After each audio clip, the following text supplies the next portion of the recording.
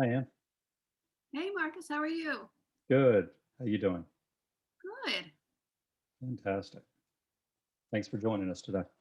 Oh, 3 days from my wedding, I'm a little manic. Really? Congrats. That's awesome. Thank you. I'm actually marrying the guy in blue. Oh, lucky guy. Hey, John. Good to meet you, sir. Hey, Marcus. Hello, everyone. What's up? Good afternoon. So we basically have two parishes joining us today. So it's Our Lady of Mount Carmel in Essex, and then St. Anne's out in Hagerstown. So Great. you guys, I don't know if you guys interact at all, but Billy keeps the place running over at Our Lady of Mount Carmel. We've got Doug in the middle there. He does liturgical, I believe, or the music service, right, for Our Lady? No?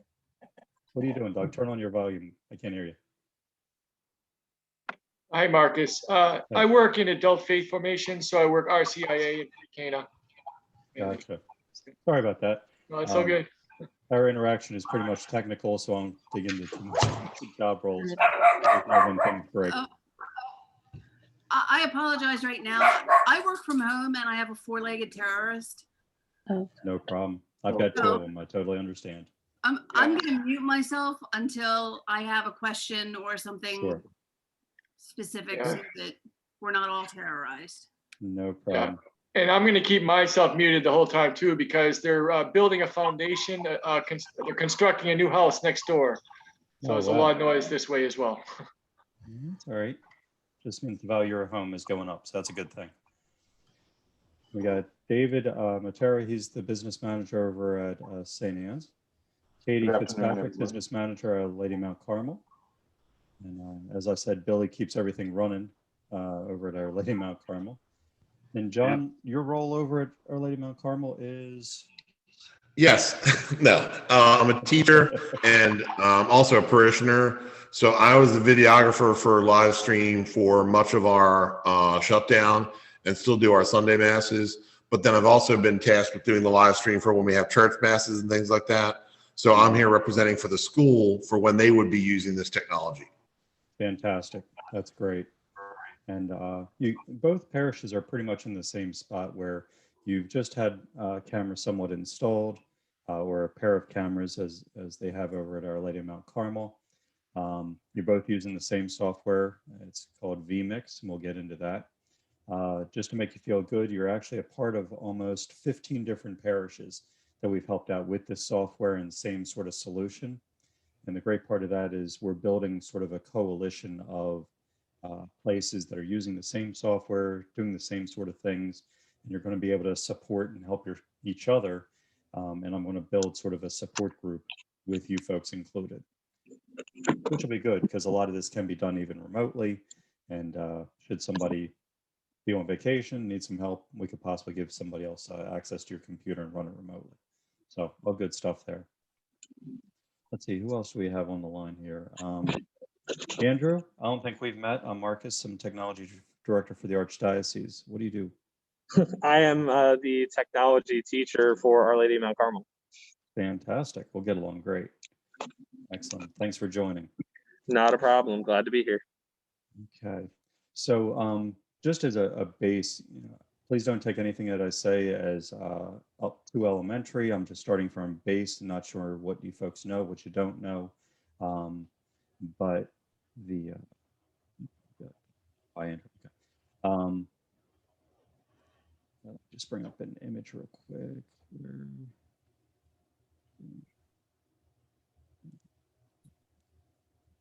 So just talk about basic elements of live streaming.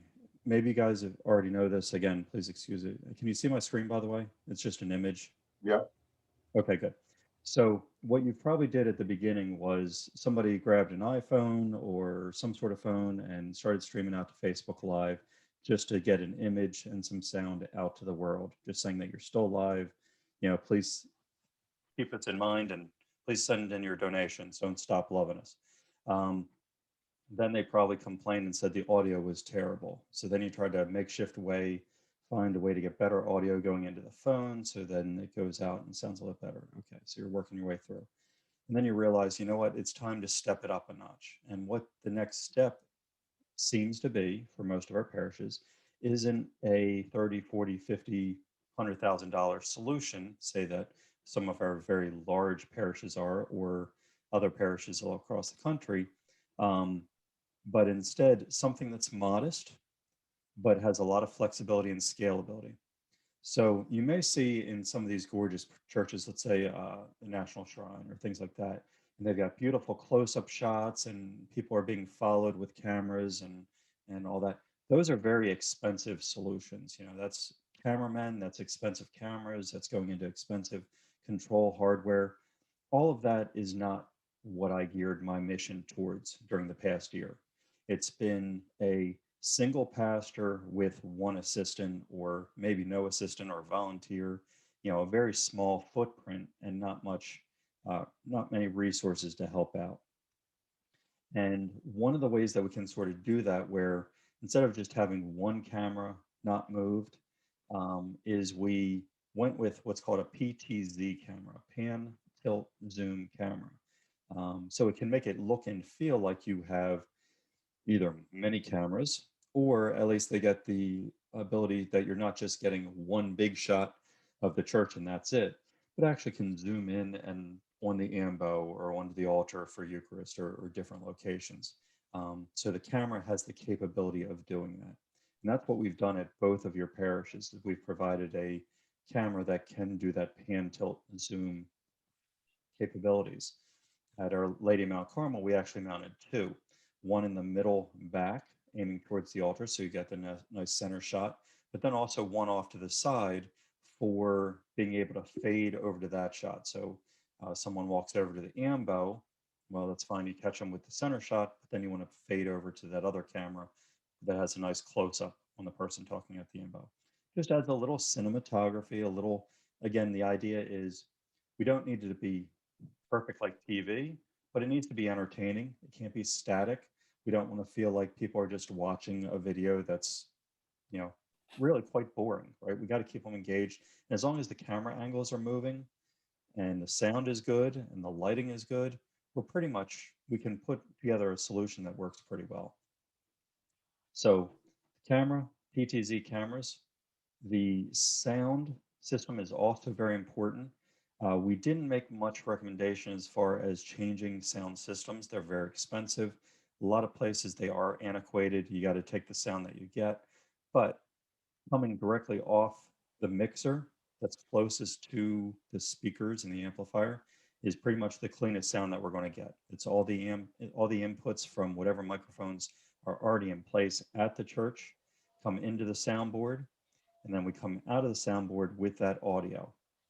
Now, there's a couple ways to do this, right? Remember when I said some places are using like an iPhone and then the audio was terrible and find a way to push the audio into the phone and send it out to the internet? Well, we're not trying to send the audio directly into the camera or cameras per se. Instead, we're bringing it into a computer.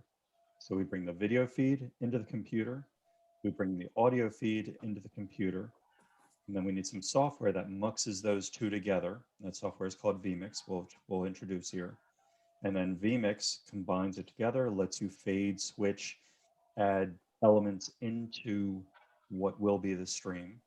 And then vMix talks out to the internet with whatever you dictate should be seen by the internet. The internet being, they're called content delivery networks. So that's YouTube, that's Facebook Live, Twitch, LinkedIn. All those are content delivery networks, CDN. So you might hear me say that. Some of them are free, some of them are not. Facebook is free, YouTube is free, but they do operate a little bit differently, and there has to be a separate connection going to each for them to consume that input from the parish. Now, there are solutions out there that let you send one stream to this paid provider, and then they disseminate it out to the different locations for you. We'll get into that as well. But those are the core elements. Any questions thus far? Nope. Okay. Cool. So the connectivity between the camera and the computer, we are using just network. And I say just network because the more expansive, fancy production companies, they'll use what's called an SDI cable. It's like a coax cable. It's very low latency. It's really high quality video, but they need that instant non-lag sort of video. Knowing that what we're doing with this is pretty much getting the video together, getting the audio, putting it together and pushing out to the world really doesn't know, nor do they care that it might be 10 seconds behind real world, 15 or 20 seconds, whatever. Who really cares, right? They don't, it doesn't matter. But when it does come into play is whenever you were thinking, oh, I want a TV in a room that's close to where they'll hear the real sound, and they want to show the video, the live video there as well. Well, now you're going to have a lag, right? You're going to see somebody, and then you're going to hear the audio, right? It's very annoying. You got to have it synchronized as much as possible. And the only way to do that is by running the high definition cable SDI into more expensive switchers to get that near real time feel without any lag. Because anytime you go from a device through a certain type of cable into a computer, into something else, it adds a lag to each one of those. We're focused on that in these solutions. It's just going out to the internet, so it wasn't a problem. But should you want to entertain putting up a TV or something showing that live video, and you're going to hear the true live sound, okay, we've got to have more conversation around that. Neither of your locations are doing that right now, so it shouldn't be a problem. If you have like another cry room or something, but they have their own audio and put a TV in there, well, as long as they can't hear the live audio, then you can delay that as well. So as long as the sound and TV show up at the same time, even though it's delayed from live, it's fine. But it's when they can hear that live audio is when it's an issue. So let's go from there. I'm going to stop. Let's see. There's something different. I need to share the software. So let's see this. Can you see this vMix screen?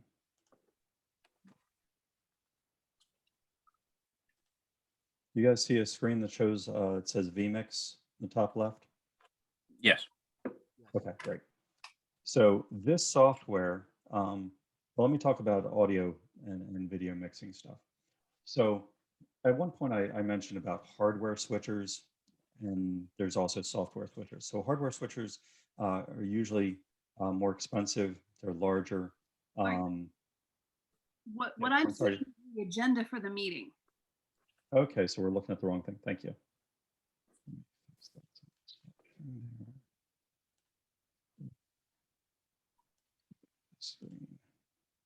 How about now? See like a vMix or? Thank you. I'm sorry, what was that? There's an orange bar and a green bar. It looks like it's the vMix software. Okay, good. Yeah. Yeah, It's a thank little tough to read. Top left does it say vMix up here. It's, but if you see the green and the orange, you're seeing the right thing. Yeah. So hardware and software. So it's two different ways to attack this challenge of combining together video and audio and being able to push it out to the world.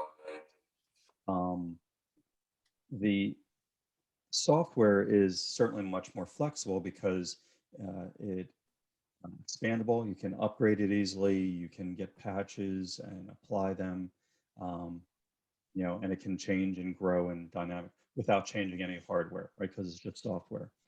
The challenge and the cons come in is that you are using a Windows computer, at least for this software. So you've got your normal technology Windows challenges of computer not working correctly at some point, or you got a hiccup. Things come into play then when you're using this sort of technology. So it's a give or take. This software is also usually much less expensive than hardware. So that's another benefit because we're trying to watch our pennies, but also try to provide a solution that's better than, say, the iPhone. So we went with the software solution. Again, it's called vMix. They have many different layers of this software. And when I say layers, they actually have a free version. The free version is quite limited though. It's they give you, I think, 60-day free trial of that, and then the first layer is like only $60. But it's really scaled back to uh, only a couple inputs, and it's limited as far as functionality. The standard version that we've been installing is actually a $700 software. It's a one-time cost for the software, and then but each time that you want an update, or after your first year, it's like $60 a year. So it's not real expensive once you do that initial purchase.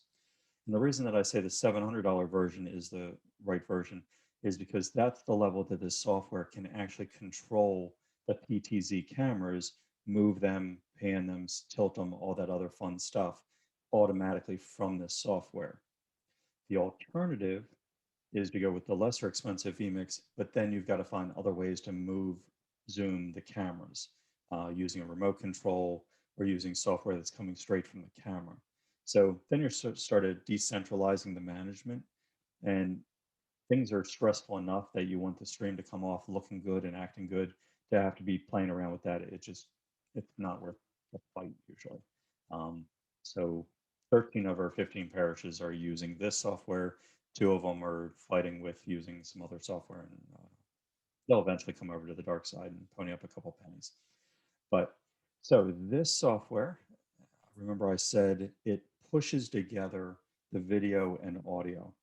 So what you're seeing right now is right out of the box, you install vMix, and this is what you get. So let's describe what it is. First, I'll start with the very top left.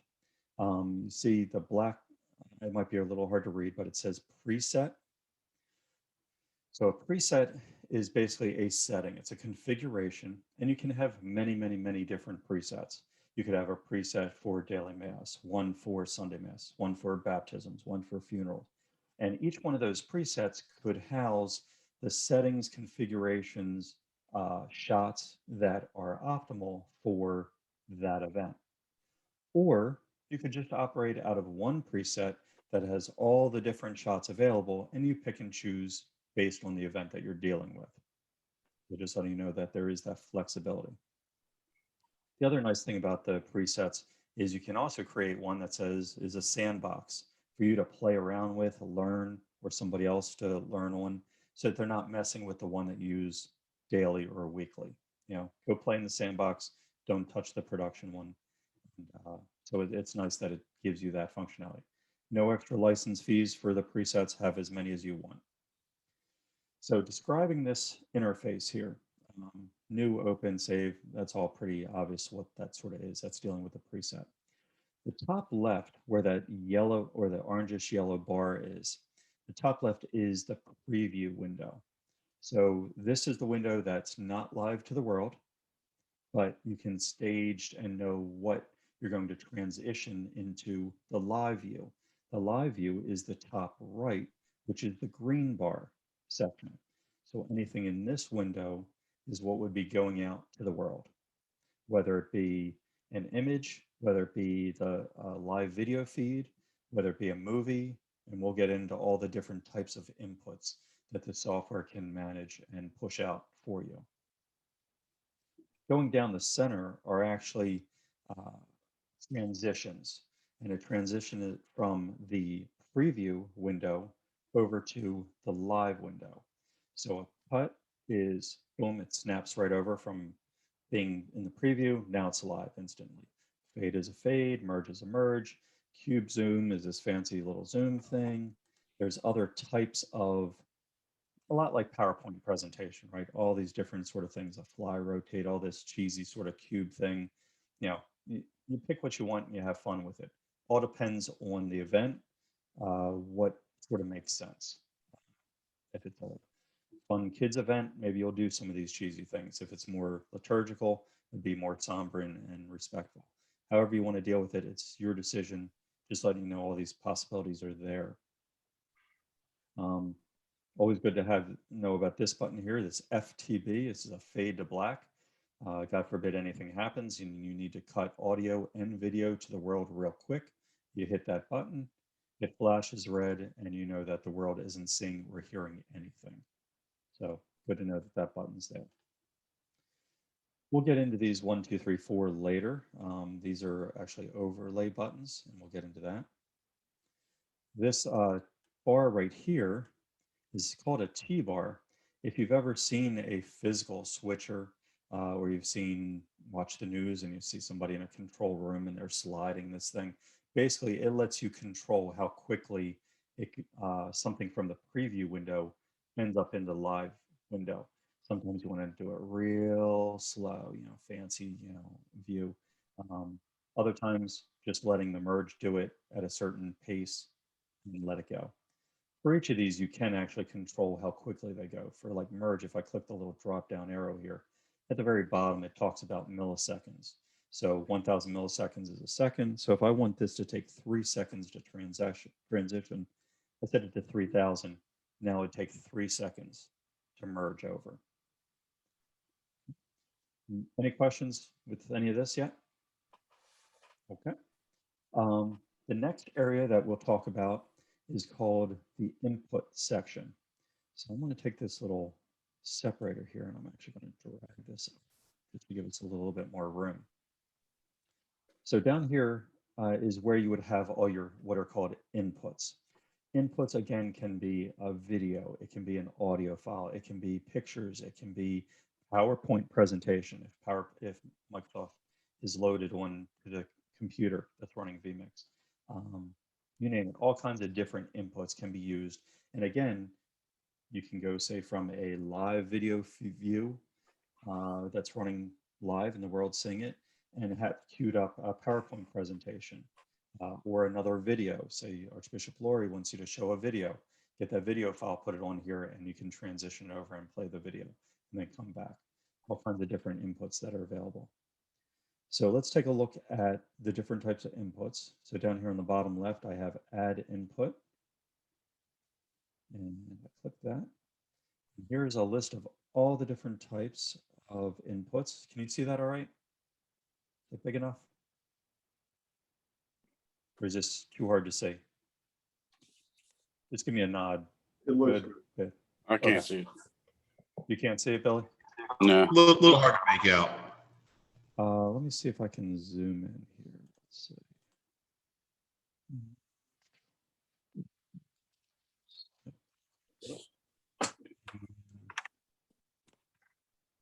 Let's see what can I do here.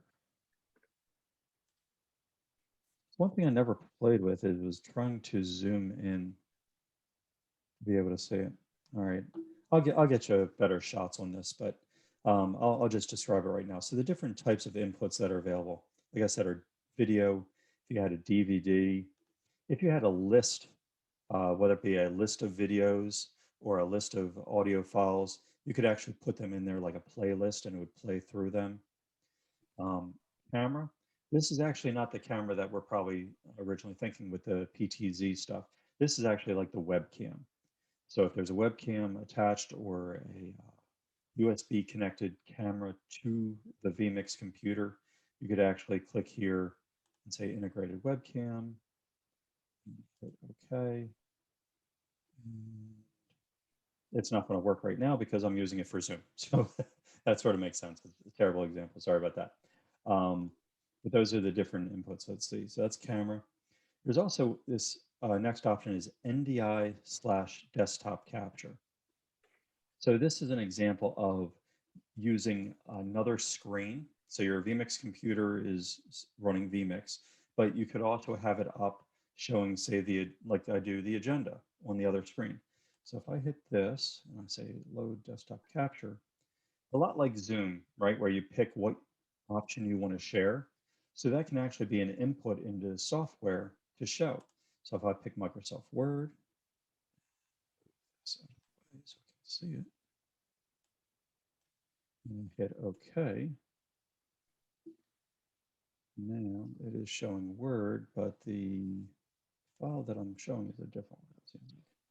Anyway, that's a Microsoft Word document there. So desktop capture, again, can capture anything that's sort of open and running. So that's helpful if you've got one of those elements that you want to show. NDI, we won't get into much, but that's a technology that some devices, cameras are using that broadcast their display, and this could actually pick it up and show it again as an element within the stream. Speaking of stream, that's the next item here. So stream is what the PTZ cameras are using. So they're communicating over a network cable and showing their video over that network cable. So as long as vMix computer is on the same network as the camera, you'll be able to point to that stream and pick it up and use it as a display element. Now, right now, this is the vMix running on my local computer. I don't have any cameras hooked to it. We're going to jump over to Our Lady Mount Carmel in a second here. But this is how you would add in the cameras, and then they become visible. There is instant replay. Again, if we were a sports thing, you know, good to see. Image sequence, again, you could have a bunch of images that you want to sequence through. You can delay video, images, and do all kinds of things there. Photos, PowerPoint, have just a blank color. Sometimes this is good for if you want to overlay, say, some text on an image, but you can't read the text because, you know, it's white text and some of the background might be white. Well, you put down a color first and then you put text on top of that, and then it's legible. Just different things that you can do, and we'll get into that more into the advanced class, which will be probably later next week, actually. I was going to have it tomorrow, but it's just too soon. Audio inputs. So remember I said we were bringing audio directly into the computer. So this is where we would go to this as an input. We choose an audio input, and how we have the soundboard connected to the vMix computer is with an audio grabber. It's just a little device that's picking up the audio signal from the soundboard and going into the vMix computer. And then it becomes an input. So the audio is an input, the video is an input, mux them together, and now you've got sort of a live stream. Gonna have a lot of fun with this next section, titles. So this is what's called those bottom thirds frequently. These are titles, headlines, can be streamers going across the bottom. It can be scoreboards, it can be quotes, it can be just plain text, all kinds of different things that you can sort of overlay. Think of watching the news at night. All those different elements you can somewhat do within the software. And it's all included, no cost. Flash, forget about Flash. Adobe did away with it, so don't even bother with that. Virtual sets, really probably don't even need to get into this. The idea here is that you could have fun. Although, John, this might be good for maybe the school stuff. So these are actually preset images, background images, like I'm pointing to this one in the top right, and it has a 1, 2, and 3 there. So those are actually separate inputs. So if you had two cameras, here's camera 1 showing on 1, camera 2 showing on 2, and camera 3 or image or spot 3 could be a file or image or something. So it actually puts the talent into where the person is, doing a lot like I am with the Archdiocese of Baltimore background. This is the background for that. And then it has the other inputs shown at the same time. So students could have a lot of fun with these different sort of solutions. And that goes for both locations. If you have young folks that are interested in this technology and want to help support this, they're going to dig into it and have a lot of fun. And there's a lot of stuff that they could do to help out the teams. All these different ways that you could show different videos with these virtual sets. Software has also got the ability to go and show a web page. So you could actually put in a web page up here. I don't know if I still have that one. Nope. But we could put in, say, Mount Carmel or St. Anne's and actually show the web page. And that would be broadcast to the world because it's an input, and you add it in and you could see it. With a more expensive $700 version of vMix, you also have the ability to do what's called vMix call. So that's where someone remote, a lot like you folks are now, and we're using Zoom, could actually become an input to this live stream. If you want to interview somebody, they load vMix call on their computer and they can actually connect to this session and become an input You could bring them on and live stream your interaction with them. Again, thinking news channel and reporting and things of that nature. A lot of fun, different types of inputs available. Any questions with those? You know, it'd probably be easier once we start seeing some things up in here, but I didn't want to get the eyes moving around looking at too many things.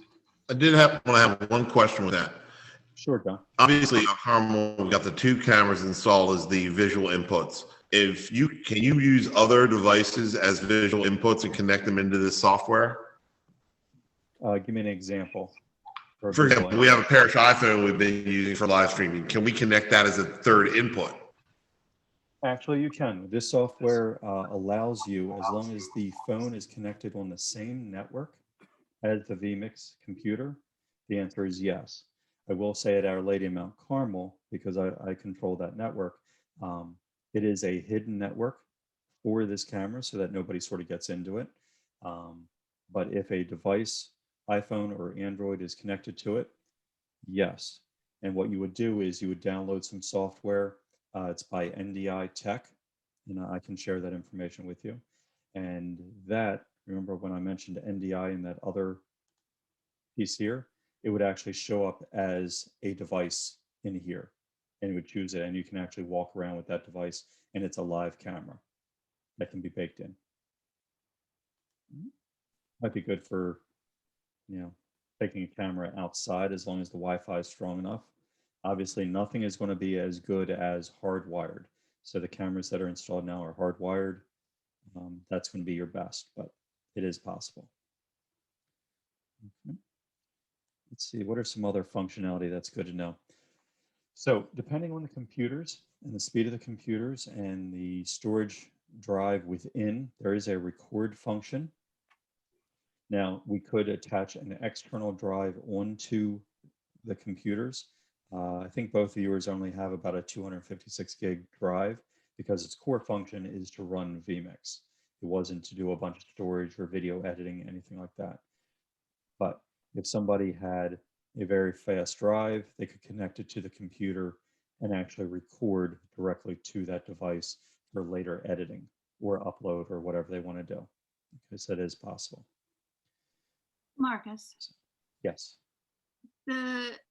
I've looked at the last 2 days that we've used it at Mount Carmel Mhm. for our daily masses, and the difference is incredible. It's just beautiful. The sound is so much better.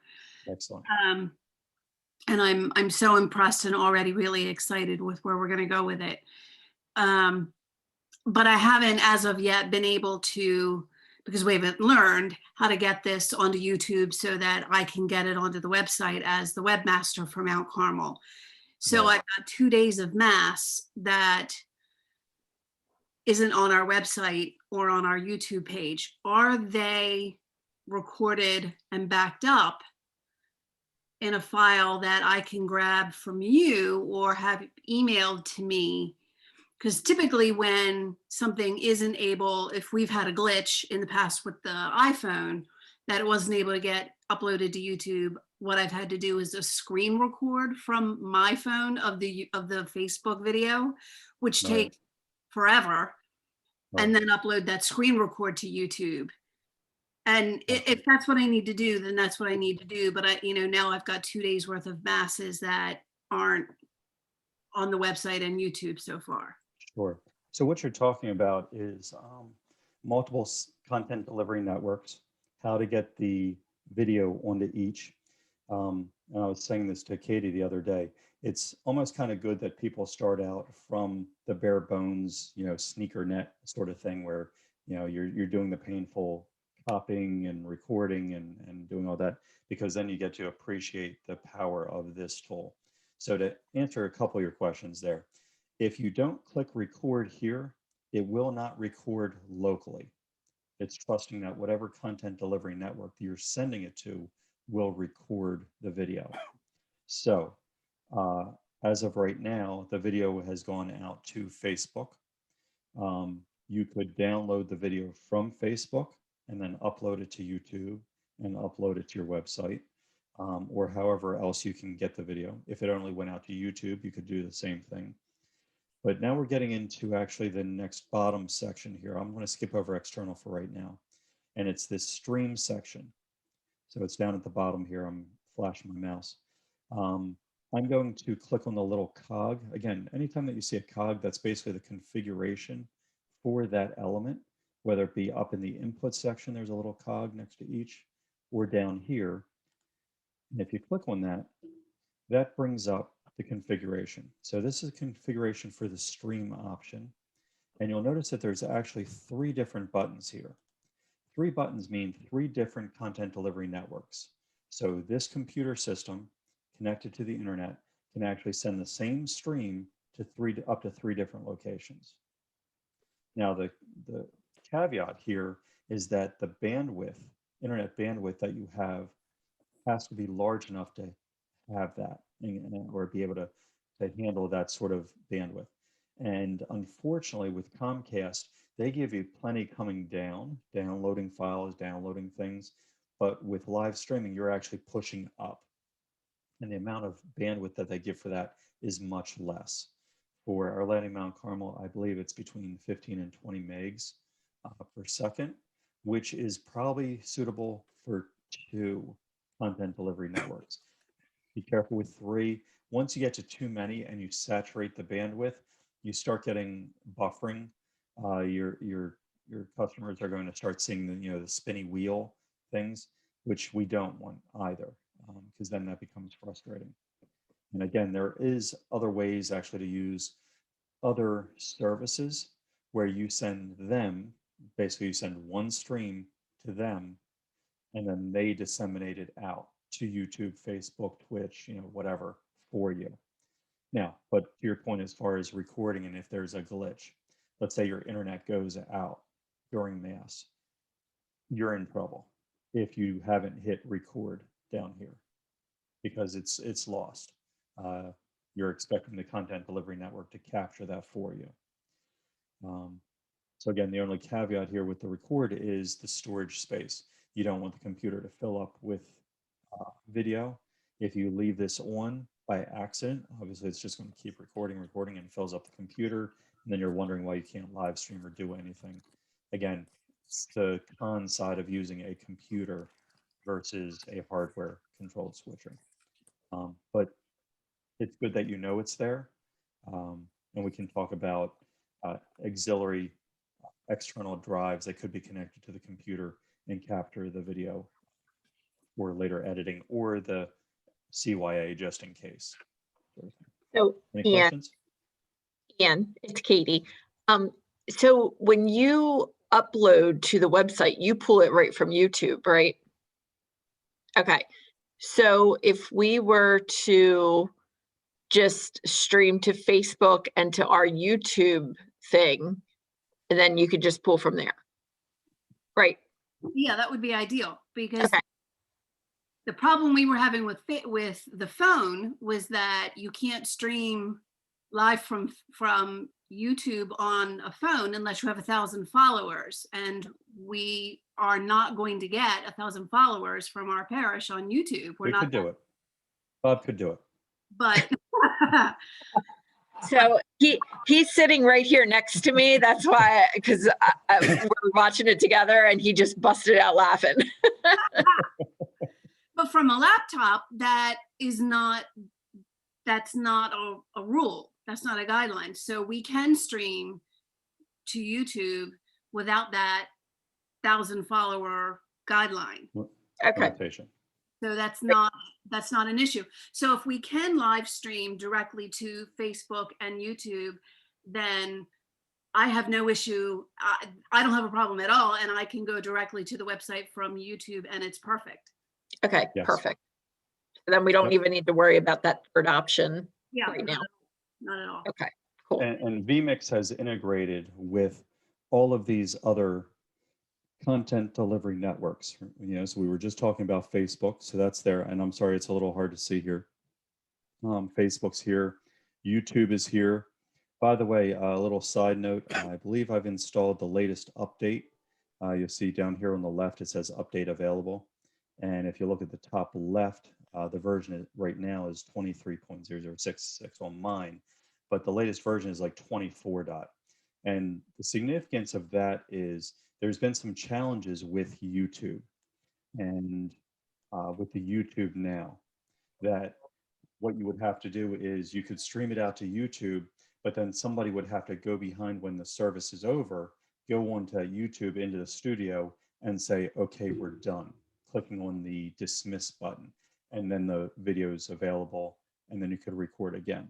So they've fixed that in the new version 24, which we'll see at Lady Mount Carmel here in a minute, that it just does it automatically. When it starts streaming, it starts it. When it ends it, it ends it. And it's available then on YouTube and Facebook or wherever you sort of put it. Now, remember I said there were also other solutions where you send one stream to them and then they manage sending it out to the other content delivery networks.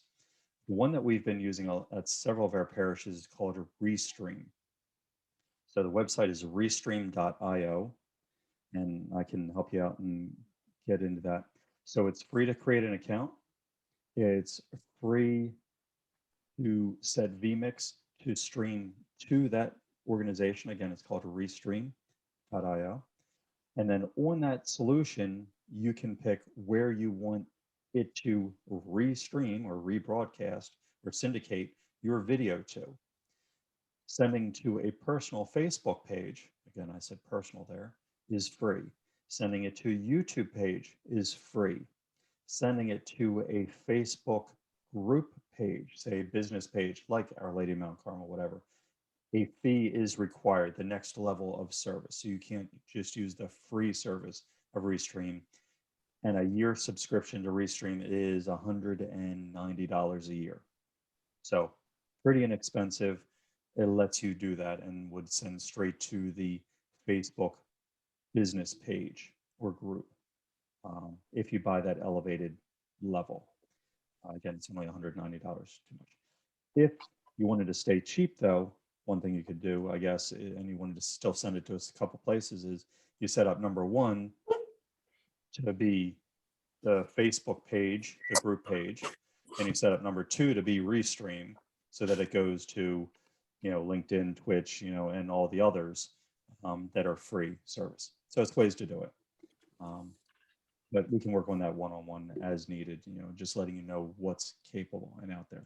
Again, these are all the different places that this thing is automatically set up to log into, configured for, and works very well. So after those are set up, any questions at that point? Okay, good. Some of these other features you probably won't use. External, this is more for sending the output from this vMix, say, to another computer that's running vMix, or something else that's going to ingest the output video from this vMix software to something else. Not sure if you guys would get into that, but maybe Adobe products where you're trying to capture the video and you need it to come out of this, but you need the Adobe product to do a bunch more stuff to it. It is possible to come right out of this vMix right into another computer that's running sort of other production software. That's what external does. There's also multi-quarter. This is where you want, so record captures whatever is coming out live to basically this top right green window. That's what it captures. Multi-quarter is basically capturing, if you have like 3 cameras, it creates 3 separate video files that it steadily records and captures everything from each video. Great for later editing, producing, becomes the B-roll, cut and slice as you want. That's sort of what you would want. Obviously, uses a lot more space, disk space. So you need to realize that that needs to go to an external capture device for later editing. Some of the neat things that the software can do is not just swapping out videos or cameras, showing different things, different types of inputs, making them live, but you can also create what's called a playlist. So you can actually say that I want to show camera 1 for 30 seconds, and then go to camera 2 for 30 seconds, and then show an image for a minute, And so you can actually create a playlist, and you can call the playlist as you want it. So if you have a regimen of, I know it's going to take exactly this long a time, and here's all the different pieces, you could actually create a playlist for this. I use this sometimes when some of our parishes want to start streaming, say 5 minutes early. So I'll have a playlist start that'll turn on the live stream, that'll show a welcome screen, that'll play some music in the background, that may at some point bring a streamer across, showing some information. And then at the end of the 5 minutes, oh, and by the way, at the beginning of this, turn off the internal microphones. So you don't hear any internal audio, just what the music that's supposed to be playing. And then at the end of the playlist, turn on the inside microphones and show the inside camera. So it's just ways that you could use the technology that's there. So I think the next thing we should probably jump. Any questions at that point? I do have one last question about this. Sure. Since we started doing the live streaming from our chapel back during the shutdown, one of the ways that we were helping our parishioners at home before we were able to reopen for Mass was to read the act of spiritual communion during communion. And I've noticed in the past 2 days that we haven't been able to do that. Does this When you say read it, meaning somebody's reading it on the side into the microphones, or what do you mean? Yeah, or show it? with the phone, we've read the act of spiritual communion. Whomever's doing the live stream, myself, John, Doug, or Katie, has read the act of spiritual communion for the people at home who aren't able to physically take communion. That's true. I haven't been able to read it. But, Jerry All you need is a Madsen. microphone. You need a microphone going into the soundboard. It can be a wireless mic. Can be anything. Yeah, but so here's the thing though, for the past 2 days, one of our parishioners who watches every day, she has been including it in the comments on the Facebook because I watch that at the same time. So at least it's been up there, even though we haven't been able to read it. So there is that option. We can put it in the graphic, the banners that Marcus was showing in the vMix software. We can put it on screen as a graphic during communion. That is correct. We can use it as an Yeah, overlay. that might be a way to put that overlay in on the bottom of the screen during communion. Kind of like how they have the banner on the bottom of the news feed. Yep, absolutely. So we can put the text there. We could also do a recorded version of it, and it becomes an input. It's an audio file, and you play the audio file at a certain time too. So do a nice pre-recorded audio. Okay. Okay, I thought I heard something else. All right, I'm going to stop sharing this for 1 second, and I'm going to jump over and show you. Let's see.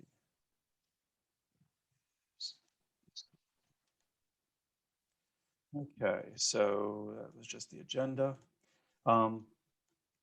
Both of your locations have allowed the Archdiocese to be more involved with supporting your computers. And one of the pieces of the software that we use to remotely access your computers for support my help desk team is called Splashtop. And the great thing about that tool is it's a quick way for us to share whatever screen you're using and seeing. So I've utilized that same software and included it on the vMix computers so that we can quickly and easily access them. Now, do you guys see my screen right now? And it's showing like the agenda on one screen. You see that? Okay, good. So the screen right. Say again, John, I'm sorry. Yeah, it's got that window on top of the agenda as well. Okay, all right, great. So this window right here that's on top, this is my Splashtop control screen. It lets me pick which computers I want to jump to. And they're named accordingly so I can quickly filter and find them. So here's like all of our different parishes that are currently using vMix that I've worked with. And here's Our Lady of Mount Carmel. And the nice thing again is with this software installed and we have access and we have permissions to do so, I can quickly click on this. And now I'm looking at Our Lady of Mount Carmel. Is this right? Yes. The Lady of Mount Carmel software. Can you see that? The vMix software? Is that a yes?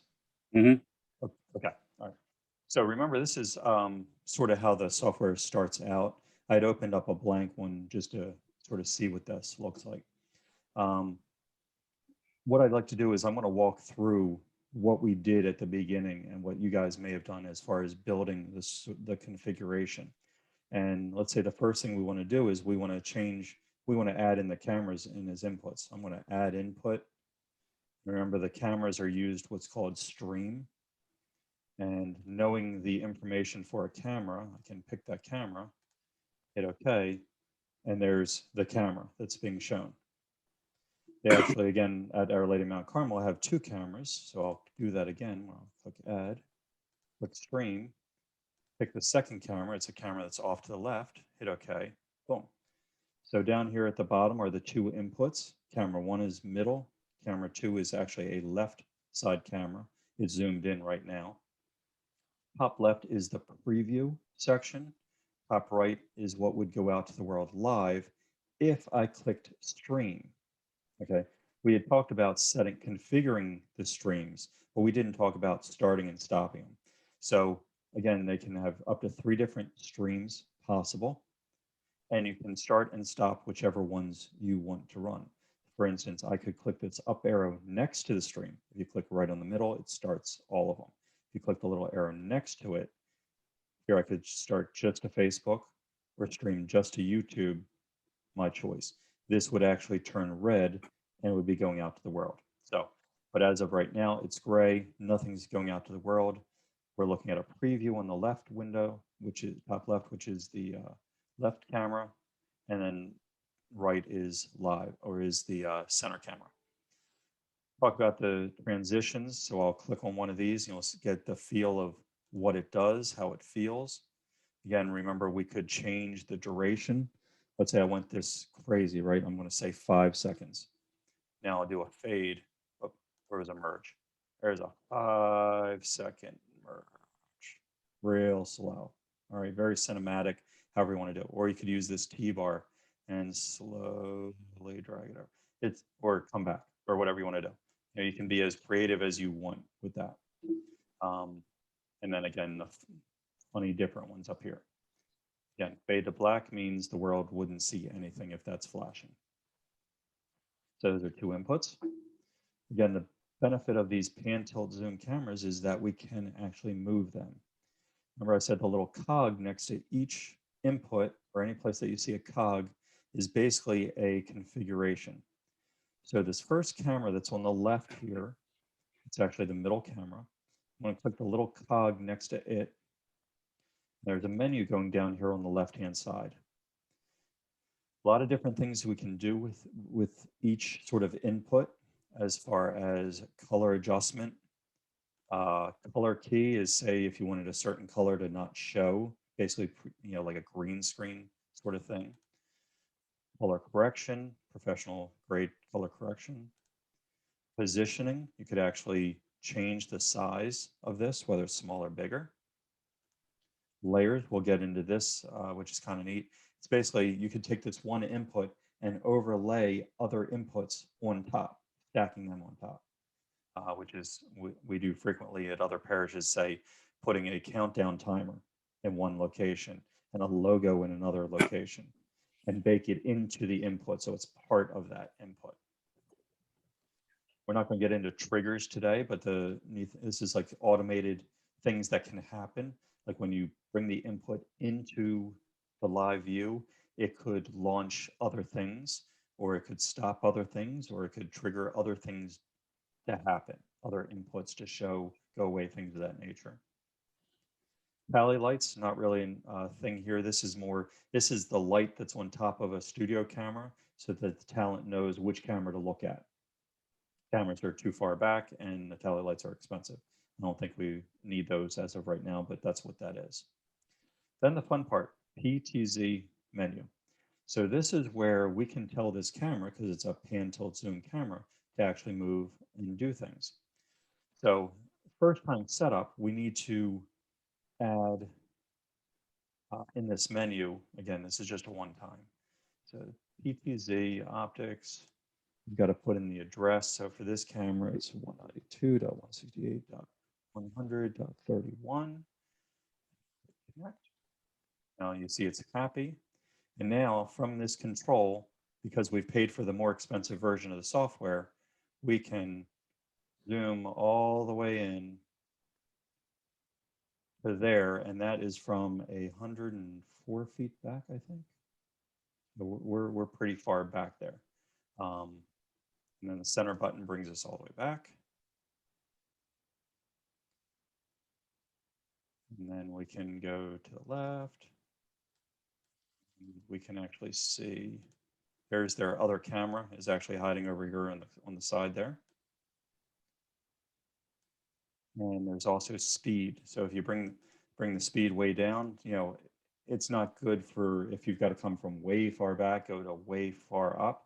But if you're, say, on the ambo and you want to pan over to the altar, then it has a much slower speed and doesn't give anybody whiplash. So that's actually controlled right there in that speed. The only problem is there's one speed for the camera. You adjust it here and all the inputs will move at this speed. Now I say inputs because we had created a camera input, but now the benefit with the pan tilt zoom camera is we can actually create additional inputs from this master camera device. So what I would do, let me bump up speed just so we're not moving slow here. So okay, right there is where I want the camera to be able to go. So I use this main camera, go to PTZ, move it to where I want. And over on the right-hand side here, I'm actually going to click this little checkbox here. I'll talk about that in a second. And I click Create Input at this position. Click it. Oh. Now I have a third input right here. That's a preset location for this pan tilt zoom camera that goes to it. And this image that's here is because I clicked this little checkbox that says take a picture and use that as the input image. So it tells me what it is, so you can quickly find the inputs that you want. Let's say we wanted to get another one that's focused here. And I'm not going to do a whole bunch of these, but I'm just sort of giving you an idea of what can be done. Create another input here. So now I have input 3 and 4. And the options for update now are there because if you need to tweak the input, you would come back to this master camera, tweak the camera to where you want it, and then say, oh, okay, now I've fixed number 4, boom, hit update. Now it has the new set. Notice now that we have inputs 3 and 4, and using this software, I can click on the input and it automatically goes to that location. Notice we've got the camera very fast still, so that's why it's whipping around. Now they have 2 cameras here. The one that we're using right now is the center camera, right? Because you notice the right one is not moving. So this lets me say, okay, my left camera is zoomed into this spot, and now I want to merge over. So now we're showing that view, and now the left camera is over here. And I can move my left camera now into a position that I want it to be for the next shot and then transition. So again, all the inputs that are created from the camera are static, pre-programmed locations that were created off of the masters. Again, 2 cameras here, we have 2 masters. We have this one, which is the center camera, and this one, which is the right camera, or I'm sorry, the left side camera, and this is the center camera. So now I'm going to configure this left side camera. Remember, we did the pan tilt zoom on the other one, but we didn't set up this one yet. So we'll do this. And again, this is a one-time setup that we do this. It's IPS 32. Zoom out from this one. Again, because it's a left side camera. There it is. And I can say, okay, let's say I want an input from this one. Notice we don't see the other inputs here because those were built off of the other camera. This left side camera has no inputs except for now. Now it does. Now it has input number 5, which is there. So we can move around the center camera however we want, cue up the left camera to be in the preview, and say, okay, now I'm going to fade over to that camera. And quickly move this camera so over to here, and then fade over to that. Very cinematic. They don't see any camera movement when you have 2 cameras. When you only have one, you're going to see the camera move. It is what it is. So you got to take it really into account how quickly you want the camera to move so that people don't get whiplash. What's next? I'd like to, any questions to that point?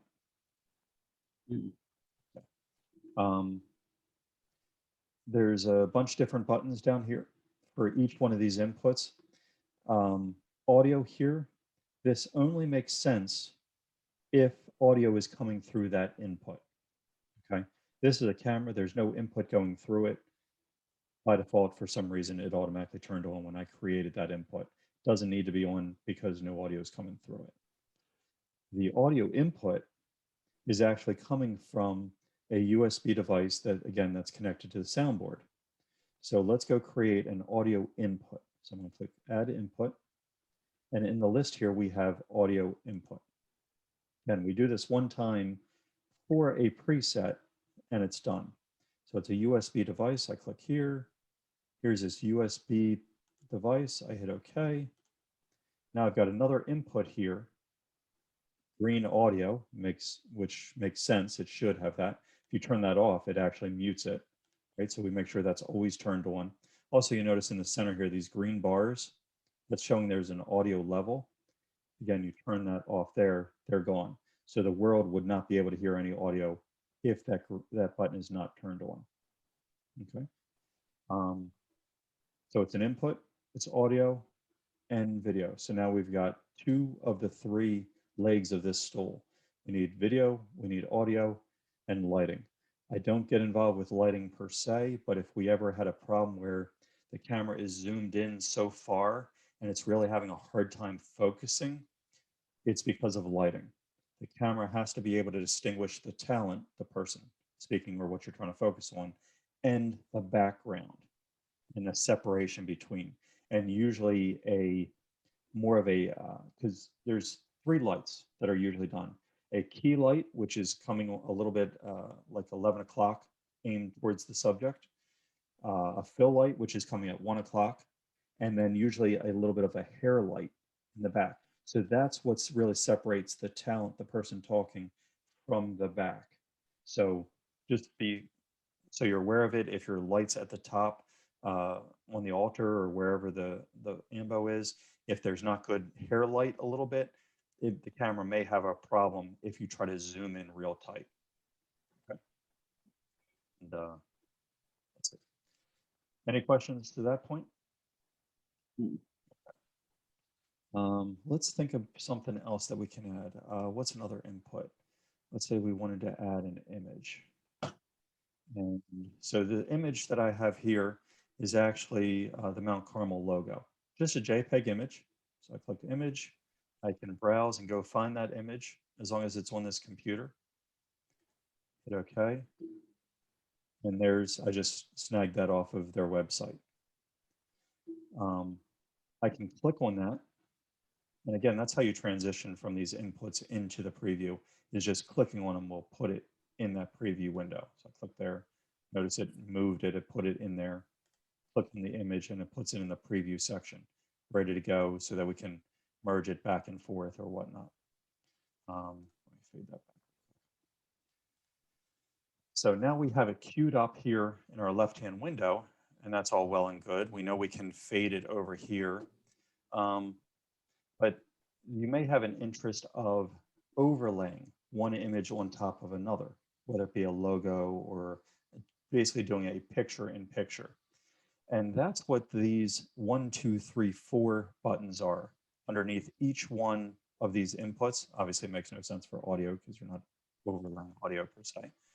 And then there's 1, 2, 3, 4 up here as well. All pertain to what's called an overlay. The one overlay here is the same as one overlay here. And the overlay is really a area, and it's an area of the screen. So it can either be a full screen coverage, or it could be reduced down so that it's more of a picture in picture. So by default, the number one overlay is a full screen overlay. So by clicking this number one, it's taken this image and overlaid it on top of the camera that was there. Okay. But clicking on it and clicking it again makes it appear and disappear.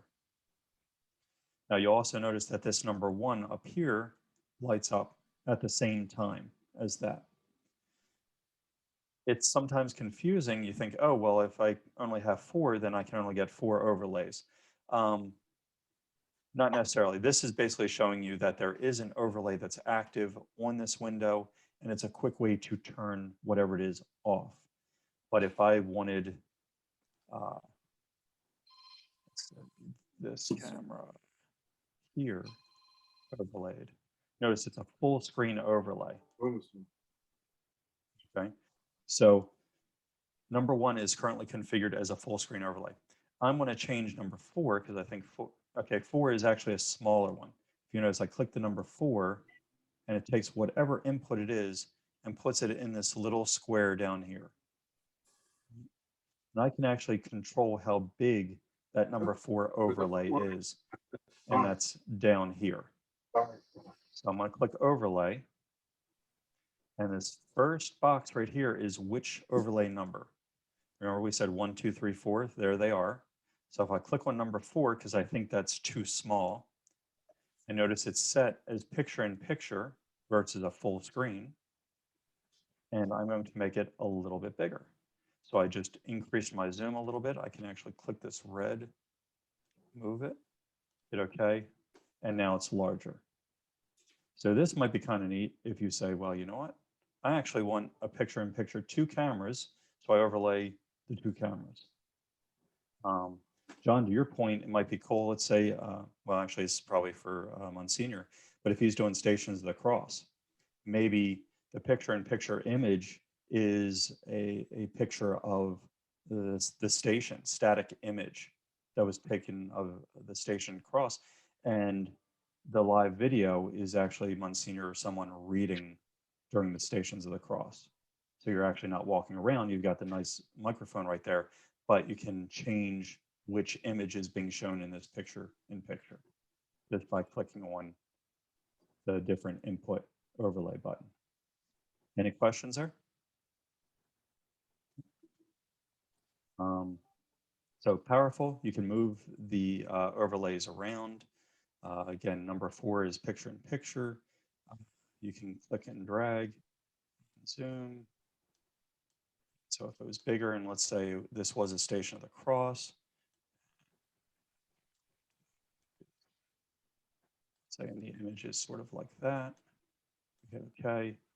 Now there's the Station of the Cross with, let's say, Monsignor reading, and there's a picture of it. There's some cool things that can be done there. So this is using the overlay function. You may remember also that I mentioned about building an input that is actually a bunch of inputs on top of each other, and it sort of locks them together. So what I want to do is that same sort of scenario, instead of doing this sort of scenario, but I want to make an input that is a Station of the Cross. We know which one it is, we know what the camera is, and I want to have separate inputs for each Station of the Cross. So I'm not changing the picture, I'm just clicking a different input. So what I would do is I would actually create, say, add input, and usually a blank one, I'll just say color, right? Because okay, here's black, okay, that's fine. Put that up there, it's all it is. Well, now I'm going to overlay onto it a camera image. So I'm going to hit the little cog on this input, and we're going to go to Layers, Multi-View. And from here, I can say, you know what, I want camera 1, which is the front camera. And this is layered in order. So the lowest number is at the bottom. Okay, and we're going to stack on top of that the logo. And you've got the ability to click on edit next to that photo, reduce it. Let's say it's there.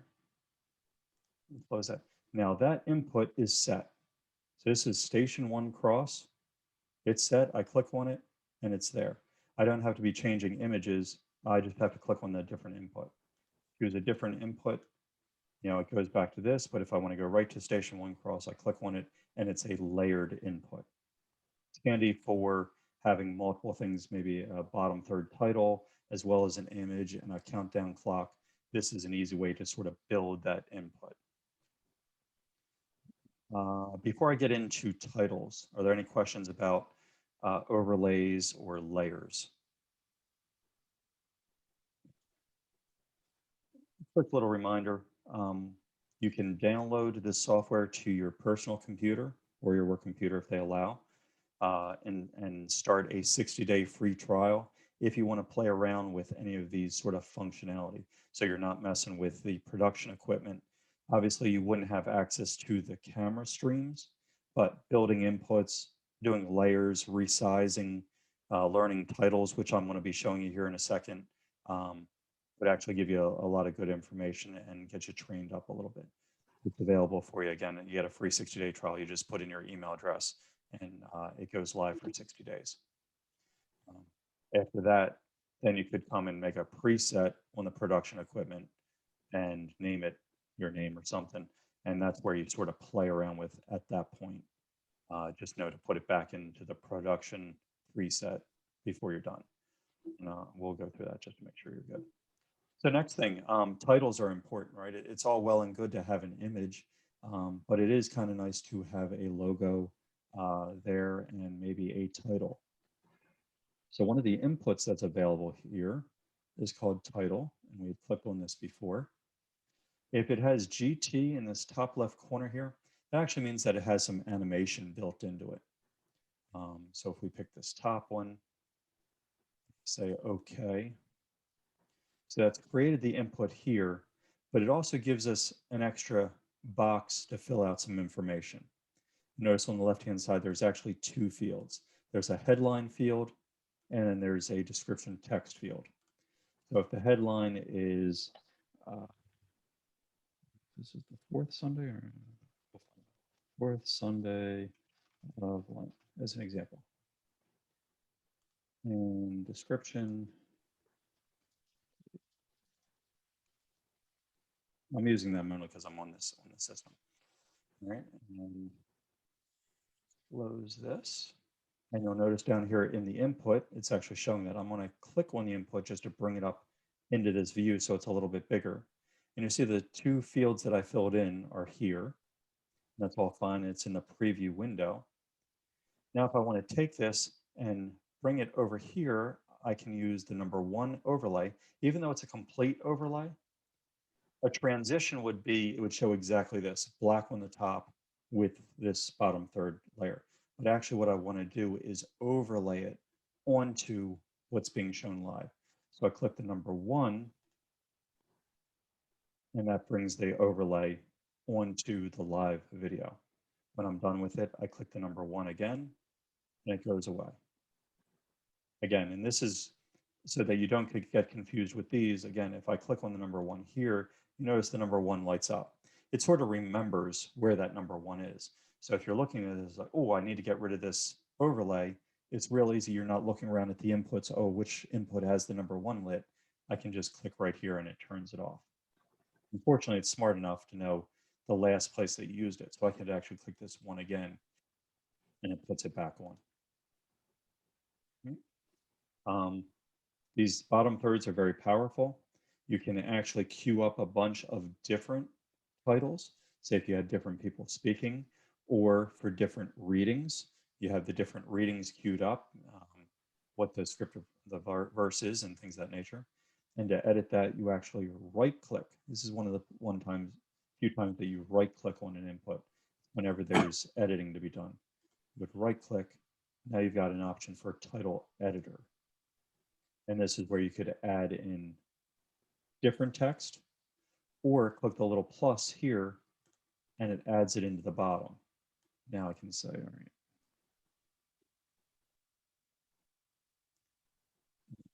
plus. Now it's in queue here. So all I have to do is right click and I can say, oh, I need the 4th. Right click and I need 5th, whatever. And then when you overlay it, it brings it up. Some neat stuff that you can do.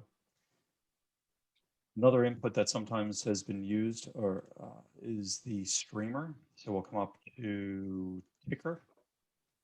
So we want this one, we like the red, and we hit OK. Same sort of idea. We've created an input. It's a title input. Here's the text that you put in. Let's say we're fine with that. We hit OK. Then when I overlay this one, it will stream across with whatever text you want.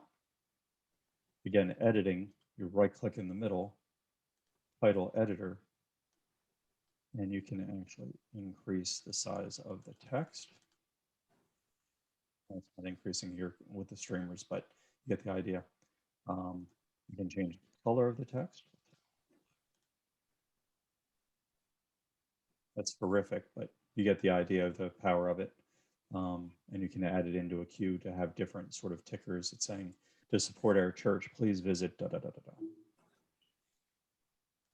Again, that's an overlay, easily turned on and off by either the number at the input or up top there. It's the creative juices thinking about what you want to see. You've seen plenty newscasts and reports and live streaming of things. All that can be done with this software. Just use your imagination. You can have 10 different overlays, you know, picture, picture, picture, picture, picture, whatever you want to do, different text. Speaking of that, actually, I'll go back to that. Title again, another option is actually basic text. So I'm going to choose text up here. Shocking, there's just one input for it, which is fine. Hit OK. What is the message? And this is the message. If you want, this is the title, and that's fine. We close that. If I click on it again, not down on the transitions, but actually here, it puts it in my preview window, sort of give me a look of what it looks like. If I right click on it, go to title editor, now we can sort of play with sizing. We can change fonts. We can change colors. All sort of things can be done.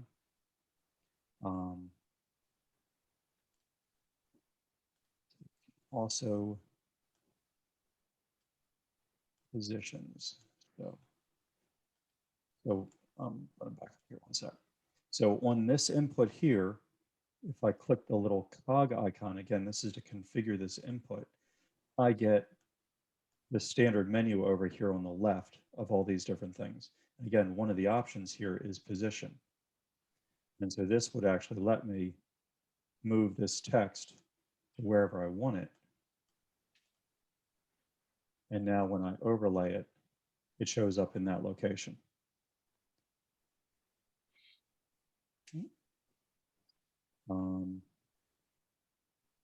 Let's see, a combination, just to wrap up one final thing here.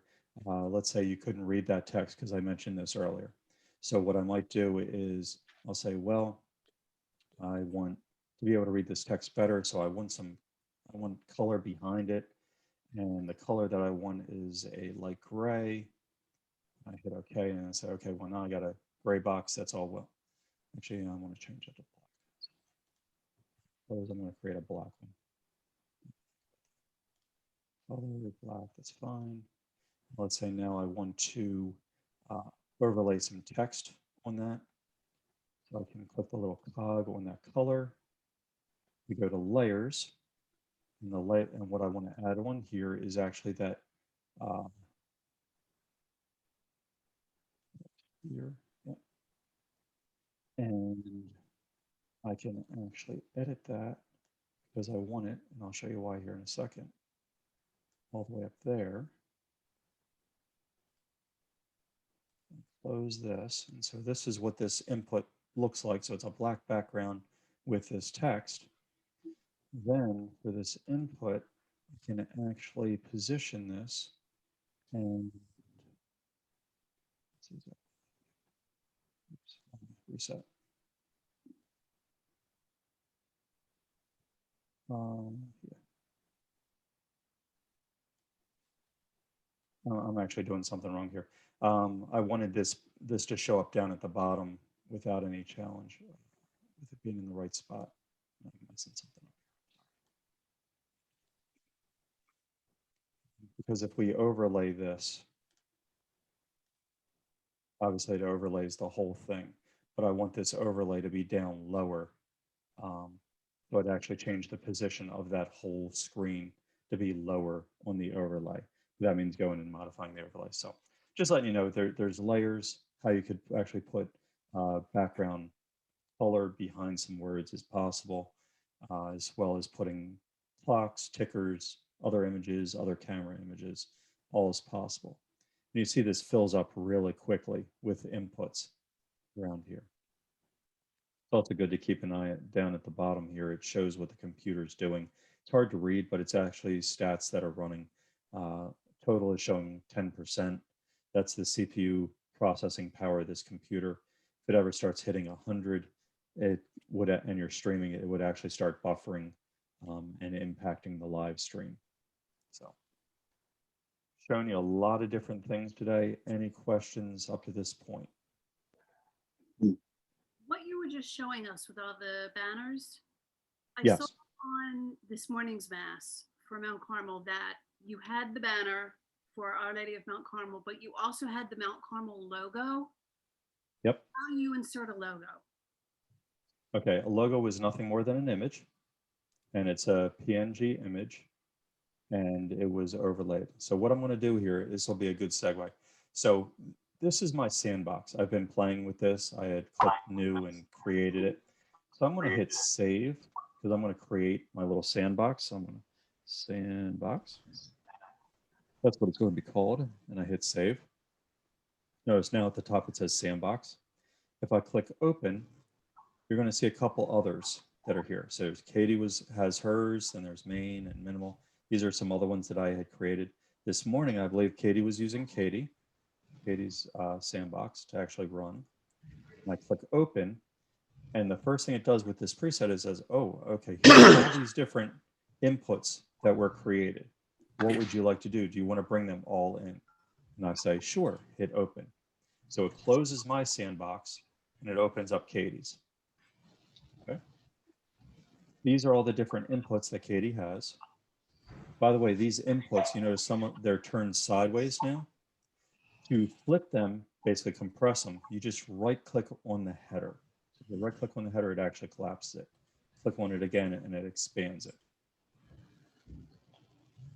So what you see with this MC is nothing more than a logo PNG file that I actually grabbed off of the school website, saved it as an image, added it as an input, and then we have it set to show up because the number 4 overlay is turned on. And then at the very beginning of Mass, she also overlaid this title on the number 1. So that's how that came to be about. And why the MC stayed during the entire Mass is because they're 2 separate overlays. So the MC is going to stay on, but we're going to turn off the blue. So that's what Katie did this morning. Okay. John, Dave, did we lose anybody else? I had a couple of quick questions. First off, you had mentioned something called Splash Top. Was that? Yes. So SPLASHTOP? Correct. Okay, Correct. just making sure I had it written down right. And then in terms of operating systems, like if you're running this off a MacBook as opposed to Windows, as opposed to Chrome, Mozilla Firefox, is there anything that is a hindrance or help in terms of operating systems with this software? I've only used it on Windows right now. vMix.com, if we go to this, I want to make sure that's even available. Let's see. Download. So it looks like it's only available for Windows. Can vMix run on Mac? vMix cannot be installed directly on OS X. So it's a Mhm. Windows-based solution. Right. Okay. All right, because I know Let's n- most of our school computers are all Chromebooks, so we'll need to make sure that we have access to a Windows computer for doing this. Yes. Okay. All right. Yep. Unfortunately, there are other solutions that do very similar this production software. You know, if you're learning to learn, there's Livestream 6 from Vimeo, but again, that's at a fee. You could do OBS. Yes. I think that's one that you can install on everything, open broadcast software. And that's available on Windows, Mac, and Linux. Same sort of idea where you have input windows, different scene sources. It's not as polished. Again, it's open source, which I love open source, don't get me wrong. But for users that don't have the time or willing to accept the learning curve of something like this, that's why we went with vMix. Any other questions, John? Yeah, Marcus. Oh, there was one more. Go ahead. This we ran into a couple times as YouTube early on, and Ann's probably better suited to answer this. But in terms of using the vMix software to broadcast mass, are there any sort of copyright issues with like music being broadcast or how that works out? I'm glad you brought that up. Yes, so the licenses that we usually purchase are either from CCLI or from one license. And those licenses entitle you to reproduce the printed material and play the music in the church. But you're right, now that we are connecting to a live stream, now we are broadcasting that music, that copyrighted music, outside of the walls and out to the internet. So the requirement there, do you know if you have one license or the other one with CCLI? We have one license. Okay. So under one license, and Julie Mills Grace of I think she's in the evangelization group. She's very versed in this as well. So if you go over to one license and options and pricing, and if you come down to this limited podcast license, that's actually the streaming license. So it's an add-on to your current license. And it's based on your average weekly attendance. So Yeah, we already had to get that for when we started back with the streaming. Good. At one of the business manager meetings, they made a point to remind us that we needed to do it. So we are covered in all that, in that respect. So Excellent. we're good. Good. And Okay. just so you know Yeah, how my this works, concern is more because YouTube would sometimes flag our masses for copyright checks, and we had some issues with that earlier on. I just want to make sure we weren't going to stumble the same problem. Well, and the only flag that we were getting was that we couldn't monetize our masses because of the copyright from the hymns, which we don't monetize them anyway. So nothing's ever taken down for copyright infringement. We just couldn't monetize it. Right. And just real quick, just to continue, just so everybody's on the same page here, and I think most of you are. Again, so whatever license you buy, you take the upper limit of whatever that level is, say this 400, multiply it by 3, and that's the total number of streams per week that you're allowed of that video. So you could have up to 1,200 streams if you're at the D level category. Then, once you've bought this license, you'll actually be given a text code that you need to come over into your Facebook or YouTube stream and paste that into the description. So,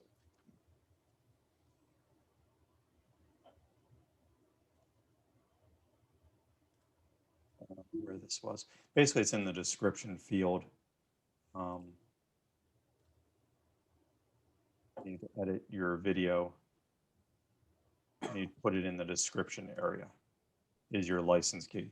So, we actually should have something in here. I'm not seeing it. So, and that's something we probably want to do in this description field. We're going to need to add that license information.